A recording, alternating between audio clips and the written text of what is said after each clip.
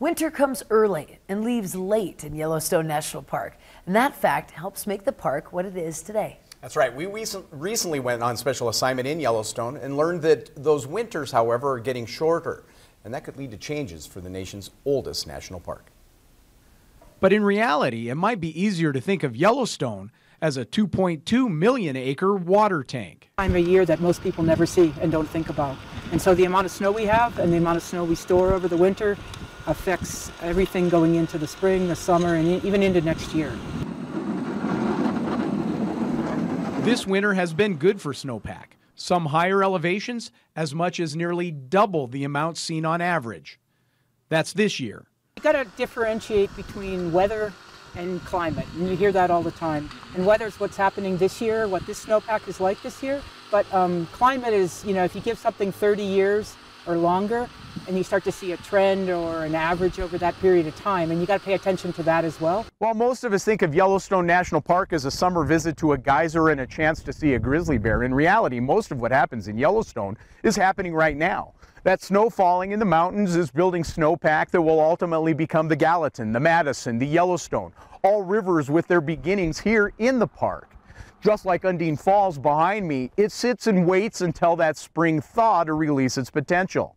However, research that's been going on in Yellowstone for more than 40 years is telling us that waterfall will thaw much earlier in the spring, and it won't freeze until much later next fall.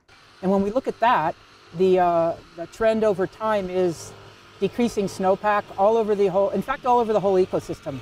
I don't think there's anywhere in the ecosystem where we have an increasing snowpack over time. Rodman says that kind of change, as much as 30 days shorter in some places, will have an impact on the park, the entire park over time.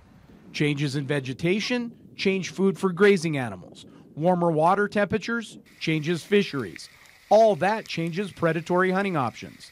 The good news, Yellowstone being what it is, top to bottom helps the ecosystem weather the changing climate. The ecosystem is pretty resilient, I think, because we have such varying topography and huge elevation differences. So we have lots of different, like you said, ecosystems, microclimates, all of that. I think that allows, as we go forward and things are changing, it allows plants and animals to adapt to these microsystems, and there's lots of them all around, different aspects, different elevations, those type of things. If we were in a Midwest and it was flat, it'd be a much different looking forward into the future. Chet Lehman, MTN News, Yellowstone National Park.